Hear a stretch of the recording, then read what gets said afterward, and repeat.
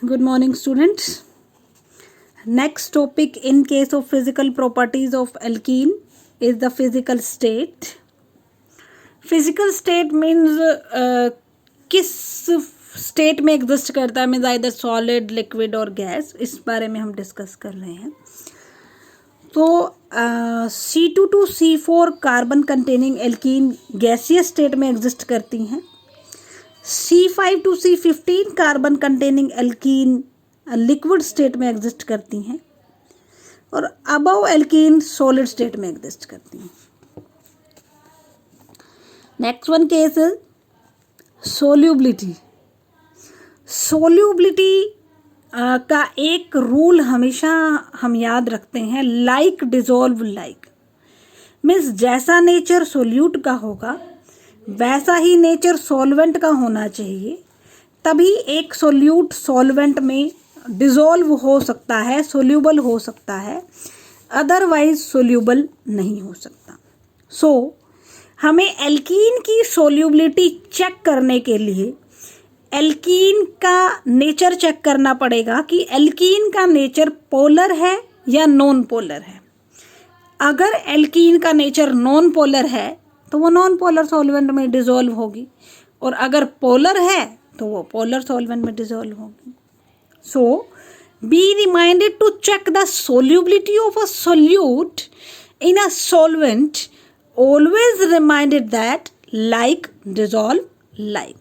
To check out the nature of the solute here, and here we have solute is alkene. And alkene main component or constituents are carbon and hydrogen.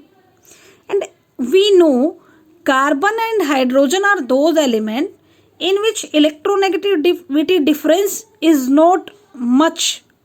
बहुत ज़्यादा electronegativity difference उन दोनों में नहीं है, और अगर नहीं है तो वो कोवलेंट बॉन्ड में पार्टिसिपेट करते हैं. कोवलेंट बॉन्ड भी जो शेयरिंग से बन रहा हो. So ultimately can we say that कि alkenes are non polar in nature. तो that's why alkene is soluble in what. Alkene soluble हो जाएगा किसके अंदर? नॉन पोलर सॉल्वेंट के अंदर. और पोलर सॉल्वेंट में वो सोल्यूबल नहीं होगा. क्यों नहीं होगा? क्योंकि उसका नेचर नॉन पोलर है. पोलर सॉल्वेंट कौन से हैं? जैसे वाटर है, एल्कोहल है. तो alkenes are not soluble in water and alcohol but soluble in benzene, ether and CCl4.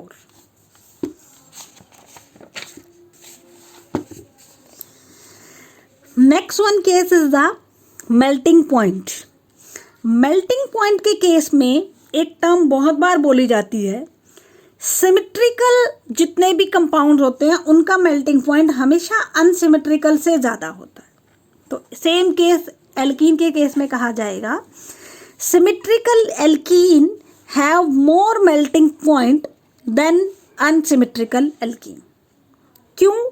क्योंकि सिमेट्रिकल के केस में जो क्लोज पैकिंग होती है वो बहुत ज़्यादा स्ट्रोंग होती है, और स्ट्रॉन्ग क्लोज पैकिंग को ओपन करने के लिए आपको ज़्यादा टेम्परेचर रिक्वायर्ड होता है.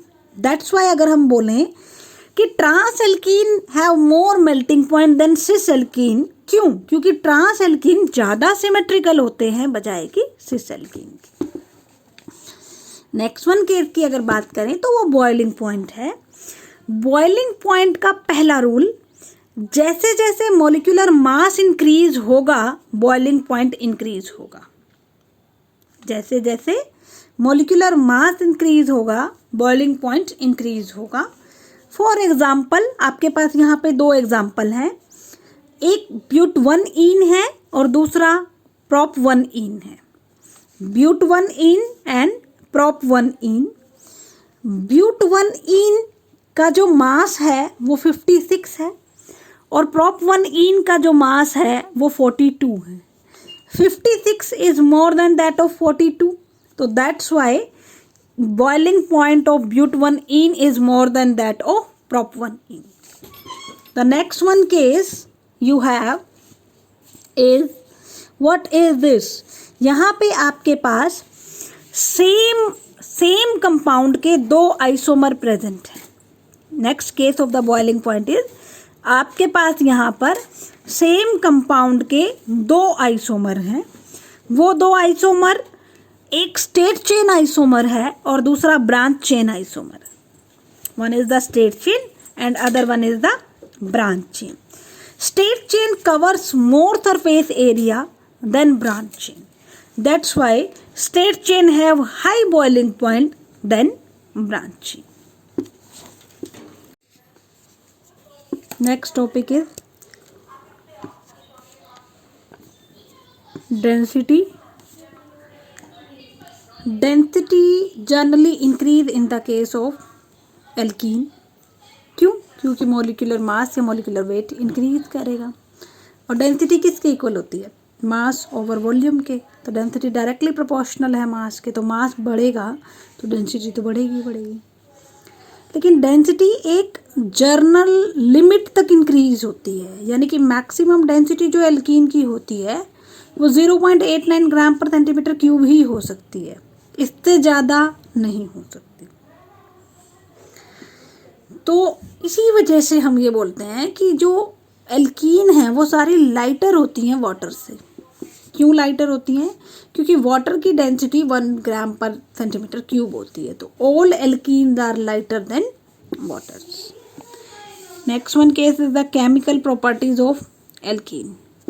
केमिकल प्रॉपर्टीज ऑफ एल्कीन में हमारे पास क्या है? हाइड्रोजिनेशन ऑफ एल्कीन है सबसे पहले रिएक्शन।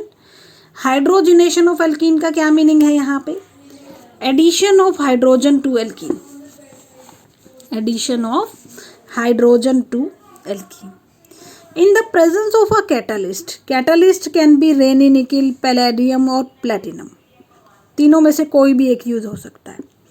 यहाँ रेनी का मीनिंग बारिश नहीं होता, यहाँ रेनी का मीनिंग है कि निकिल का सरफेस एरिया बढ़ा दिया गया है, उसे पाउडर फॉर्म में कन्वर्ट कर दिया गया है।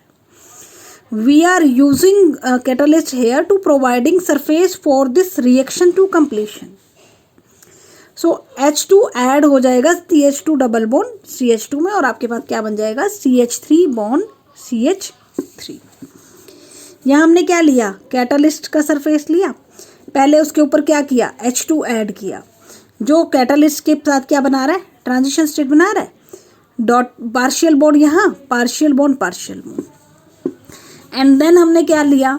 एल्कीन लिया, एल्कीन इसके साथ पार्शियल बॉन्ड बना रहा है। देन ये दोनों आपस में कंबाइन हो जाएंगे और कैटलिस्ट रिमूव हो जाएगा। तो यानी प्रोडक्ट क्या बन गया? एल्केन। अनसैचुरेटेड से सैचुरेटेड, एडिशन किसका हुआ? हाइड्रोजन का। किस केस में हुआ? एल्कीन के केस में। ध्यान रखो रिएजेंट सिमेट्रिकल है, भले एल्कीन अनसिमेट्रिकल भी हो जाए तब भी दोनों के साइड एक एक हाइड्रोजन ऐड हो जाएगा और डबल बॉन्ड किस में कन्वर्ट हो जाएगा? सिंगल बॉन्ड में कन्वर्ट हो जाएगा।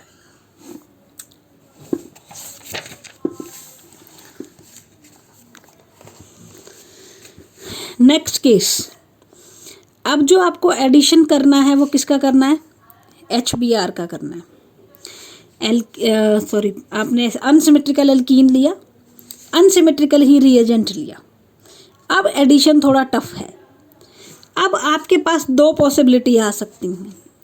Br अगर इधर अटैच हो जाए तो H इधर चला जाएगा, और Br अगर इधर अटैच हो जाए तो H इधर चला जाएगा।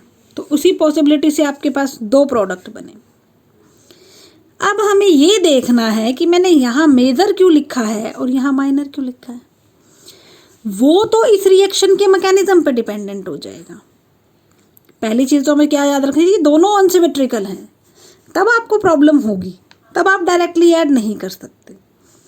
और दोनों अनसिमेट्रिकल के केस में पॉसिबिलिटी दो हैं। Br यहाँ चला गया तो H यहाँ जाएगा, और Br यहाँ चला गया तो H यहाँ जाएगा। दोनों पॉसिबिलिटी के केस में दो टाइप के आपके पास प्रोडक्ट बने, one is the minor and other one is the major. तो let us see the mechanism. सबसे पहले क्या होगा? HBr डिसोसिएट होगा H positive plus Br negative में। अब Br नेगेटिव एक इलेक्ट्रॉन रिच स्पीशीज है, नेगेटिवली चार्ज स्पीशीज होने की वजह से, और कार्बन कार्बन डबल बॉन्ड भी एक इलेक्ट्रॉन रिच स्पीशीज है। इलेक्ट्रॉन रिच से कभी डायरेक्टली अटैच नहीं हो सकता, डायरेक्टली रिएक्ट नहीं कर सकता, क्योंकि वो एक दूसरे को रिपेल करेंगे। But electron rich electron deficient से रिएक्शन कर सकता है। दैट्स वाई पहले रिएक्टेंट ने किसके साथ रिएक्शन की? H पॉजिटिव के साथ रिएक्शन की। तो जैसे ही H पॉजिटिव के साथ रिएक्शन की, क्योंकि ये कार्बन और कार्बन के बीच में था डबल बॉन्ड, तो अगर H इधर अटैच होगा तो पॉजिटिव यहाँ आएगा, और अगर H इधर अटैच होगा तो पॉजिटिव यहाँ आएगा। तो फिर से आपके पास दो पॉसिबिलिटी, एक पॉसिबिलिटी ये और दूसरी पॉसिबिलिटी ये। जब ये पॉसिबिलिटी है तो ये सेकेंडरी कार्बोकैटायन है, और जब ये पॉसिबिलिटी है तो ये प्राइमरी कार्बोकैटायन है। And we know secondary carbocation is more stable than primary carbocation. क्यों? इंडक्टिव इफेक्ट और हाइपर कंजुगेशन की वजह से।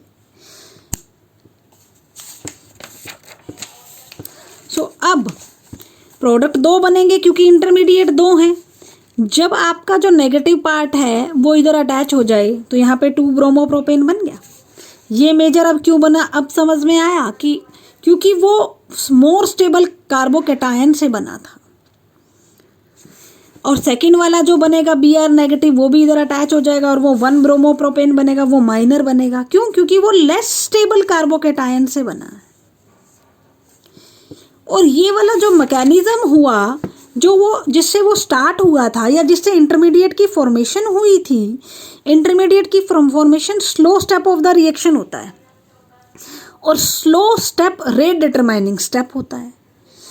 और क्योंकि इसके अंदर एक इलेक्ट्रोफाइल अटैच हो रहा है, तो दैट्स वाई इस रिएक्शन को हमने बोल दिया इलेक्ट्रोफिलिक एडिशन रिएक्शन। और यहाँ एक रूल यूज हुआ, और उस रूल का नाम क्या है? Markovnikov rule. मार्कोनिकोफ रूल क्या कहता है कि नेगेटिव पार्ट जो होता है रिएजेंट का, वो उस कार्बन से अटैच होता है, कार्बन कार्बन डबल बॉन्ड के, जो लेसर नंबर ऑफ हाइड्रोजन को कंटेन करता है। वो आप देख सकते हो मेजर प्रोडक्ट में, कार्बन कार्बन डबल बॉन्ड के केस में जो laser number of hydrogen contain करता है, नेगेटिव पार्ट उसके साथ अटैच होता है। ये डेफिनेशन तो एनिशियंट टाइम में यूज की जाती थी। मॉडर्न डेफिनेशन इस रूल की क्या है? Negative part attach to that carbon of carbon carbon double bond which form more stable intermediate और which form more stable carbocation. This is the complete definition. तो अगर हम बात करें, हमारे पास यहाँ पर देखो अगेन अनसिमेट्रिकल है और हमें HCl ऐड करना है, तो Cl कहाँ जाना चाहिए? लेसर नंबर, और H कहाँ जाना चाहिए? मोर नंबर, मेजर के केस में। लेकिन यही अगर हम सिर्फ सिमेट्रिकल की बात कर दें, अभी मैं यहाँ पर ये नहीं बताऊंगी कि प्रोडक्ट किस टाइप का बनना चाहिए, सिस बनना चाहिए, ट्रांस बनना चाहिए, वो हम डिस्कस करेंगे। अभी बात चल रही है सिमेट्रिकल और अनसिमेट्रिकल की। जब मेरे को Cl2 ऐड करना है तो कोई इशू ही नहीं, एक Cl यहाँ ऐड हो जाएगा और एक Cl यहाँ ऐड हो जाएगा। मैं फिर से बता रही हूँ, we are not discussing product किस टाइप का होगा, सिस और trans, that will be discussed in letter